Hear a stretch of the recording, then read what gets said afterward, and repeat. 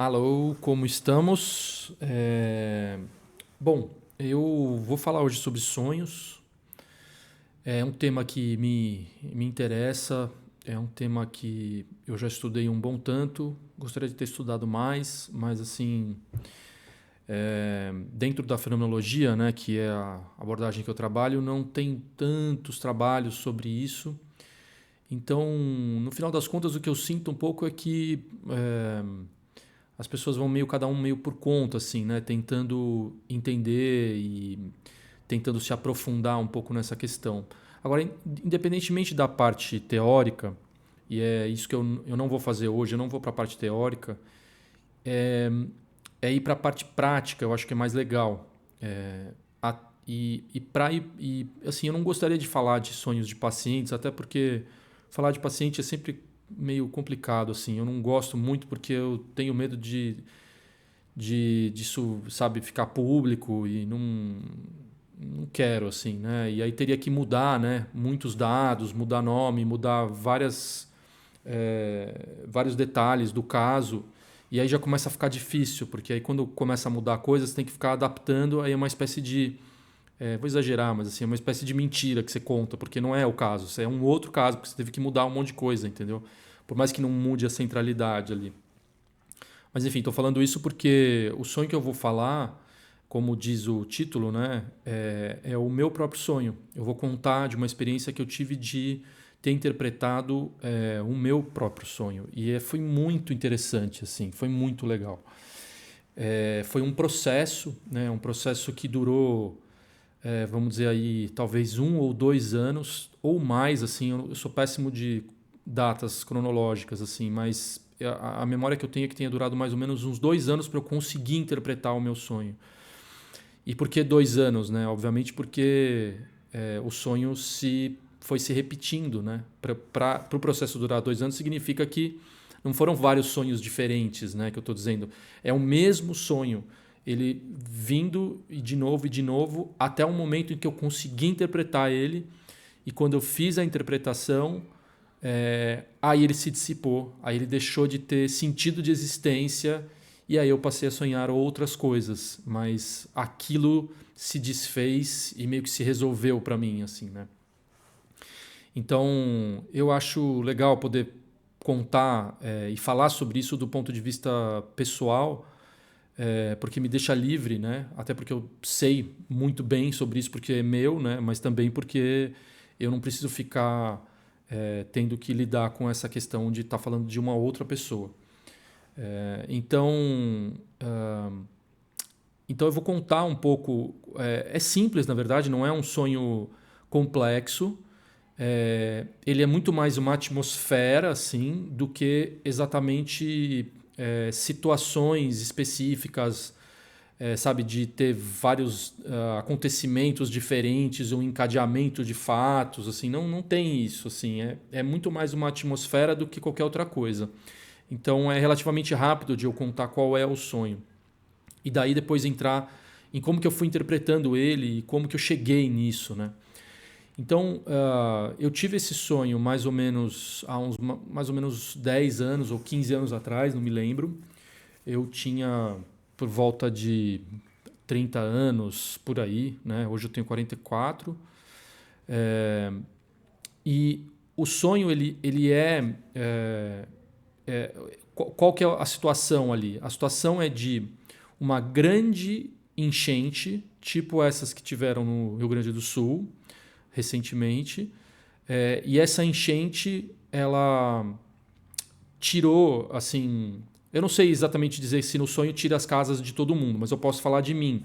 Ela me tirou a minha própria casa, me deixou sem casa e como se eu fosse um andarilho no mundo.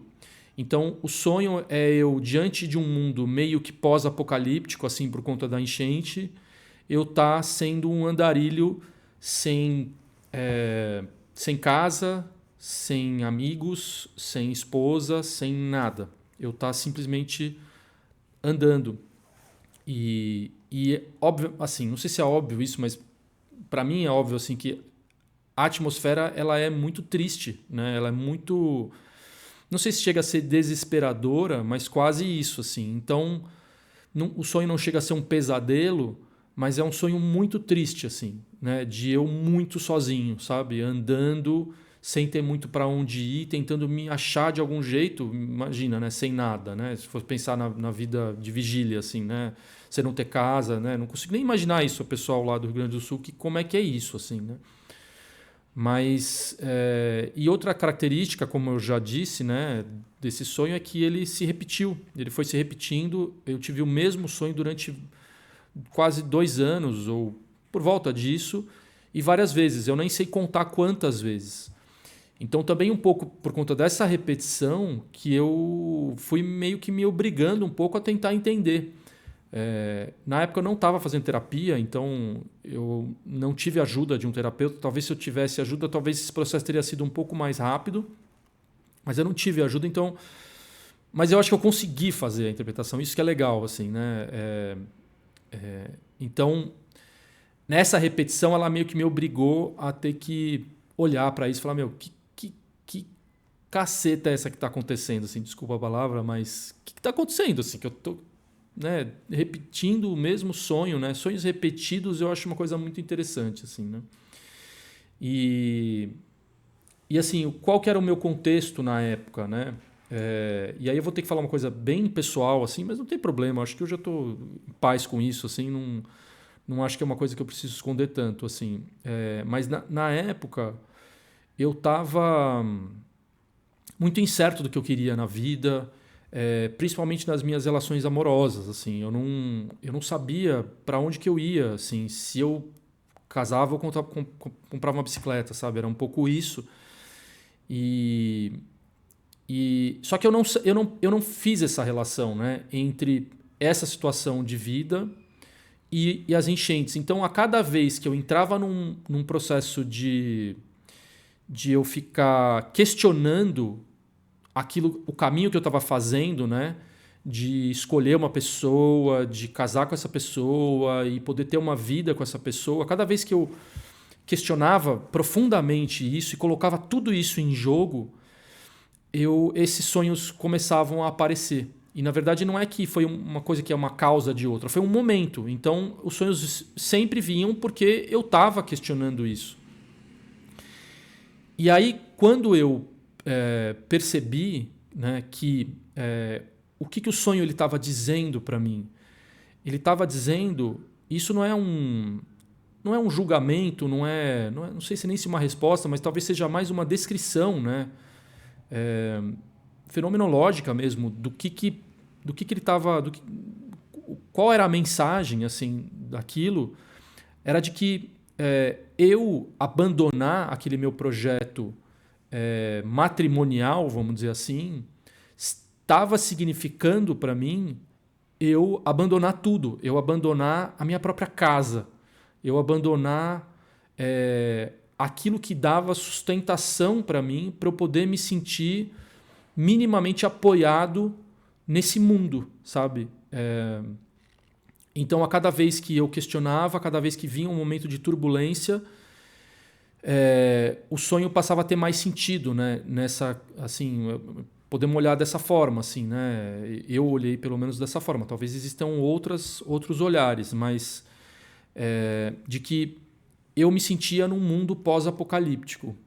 E quando eu percebi isso e quando eu fiz essa conexão, essa chave de uma coisa com a outra, me deu um alívio, assim, porque eu percebi que, por exemplo, entre outras coisas, de eu me dar conta do quanto que aquela relação era importante para mim. Independente de toda a minha dificuldade de poder permanecer ali, ou da dificuldade da pessoa, enfim, qualquer coisa que tinha ali acontecendo, não me lembro exatamente, mas independente de qualquer outra coisa, a relação ela era um sustentáculo assim, para mim, para eu poder permanecer situado na vida. E quando eu fiz essa relação, esses sonhos pararam de aparecer. Eu nunca mais sonhei com isso, assim. Não vou dizer que nunca, né? Talvez tenha tido, né, de 10, 15 anos para cá, tenha sonhado uma ou duas vezes assim com esse sonho. Mas deixou de ser uma coisa repetida, deixou de ser uma questão assim para mim. É claro que acompanhado disso veio também vários processos terapêuticos que eu tive, né, da minha terapia pessoal. Então não é que foi assim só uma coisa de eu interpretar e eu me resolver, né? Teve outras coisas junto, assim. Mas foi muito interessante por conta desse ponto, assim, de que quando eu fiz a relação e fiz a interpretação, foi uma espécie de insight, né? Insight é isso, né? Insight é quando você tem uma espécie de eureka, assim, as coisas se conectam e tudo aquilo que estava ali em jogo, meio que no ar, se conecta, faz sentido e deixa de. Você passa a ter um outro momento, a vida passa a acontecer de um outro jeito, não do jeito que ela vinha acontecendo anteriormente. E uma coisa que a relação que eu fiz também com o sonho, que é uma coisa que eu acho que fez sentido eu pensar, né, quando eu decidi falar sobre isso aqui, que é uma coisa que também me vem muito pegando assim nos últimos tempos, que faz tempo que eu não vejo isso, mas em algum momento você já deve ter ouvido isso na vida, assim, né? Que é essa pergunta, que eu sei que é uma pergunta que pode parecer meio genérica e tal, mas que acho que tem sentido, que é assim, o que faz uma relação ser duradoura? Qual que é o segredo de uma relação que dura, não sei se para sempre, mas que permanece, né? Assim, a gente sabe, né, o quanto que é muito fácil uma relação se desfazer de uma hora para outra, assim, né? De as pessoas se encontrarem, elas casarem ou namorarem e isso se desfazer. E eu tô falando assim, não só no sentido de que às vezes acaba mesmo, né? E aí não tem sentido estar junto, não tem por que ficar insistindo nisso, as relações acabam, a gente sabe disso. Mas eu estou falando mais no sentido de que, diante de alguma dificuldade que aparece nesse relacionar-se, as pessoas espanam, né? E aí você quer acabar com aquele sofrimento. Então você para com aquilo que está sendo, no mais imediato, a fonte de todo sofrimento, que é a própria relação, assim. Então, qual que é assim a questão aqui, né? O que faz uma relação, para mim, né? Eu me dei essa resposta. O que faz uma relação ser duradoura, se a gente puder responder isso ter uma resposta simples, com uma palavra, porque obviamente não tem um manual, existem inúmeros fatores que podem fazer com que uma relação seja duradoura ou não, mas se a gente for dar uma resposta, o que faz ela ser é você aguentar a relação, você aguentar aquela situação. Porque se você não aguenta aquela situação, ela vai se desfazer, você vai desistir dela. Então seria o que se diz como resiliência, né? Que é essa capacidade, no dicionário, né? Falando de dicionário, essa capacidade que se tem de permanecer em paz ou minimamente organizado ali diante das instabilidades da vida. Então você, por mais que você tenha muitas instabilidades, muitas pessoas te ataquem, ou você, sei lá, você tenha coisas que possam te tirar ali do eixo, você permanece estável para, diante das turbulências, você ir passando pelas situações. Isso é ter resiliência.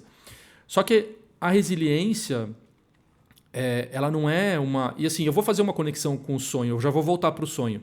Mas assim, é o caminho que eu estou fazendo aqui, assim, né? A resiliência, ela não é uma capacidade, ela não é uma propriedade que se tem ou não se tem, sabe? Dentro da fenomenologia, que é a área que eu estudo, a gente não enxerga dessa forma, né? A gente não pode pensar as coisas como capacidades, como propriedades que se tem. Mas a gente entende que uma coisa que comumente se diz que se tem, na verdade isso é um jeito de ser, ou mais precisamente um modo de ser. E o que significa isso, então? Ter resiliência significa um modo específico de ser. E nesse caso da resiliência, qual que é esse modo de ser? É um modo que, de alguma forma, decide permanecer, que é a mesma coisa que eu acabei de falar, mas falando de uma outra forma agora isso, né? Então, o resiliente não é aquela pessoa que aguenta tudo, sabe? Mas o resiliente é aquela pessoa que, por mais que outras coisas tentem tirar ele da situação ou deixa ele completamente fora, assim, ele permanece. Ele permanece e acha um jeito daquilo, qualquer coisa que seja. Eu estou falando de relações hoje, né? Então, aquilo tem uma continuidade. Então, que aquelas relações tenham uma continuidade.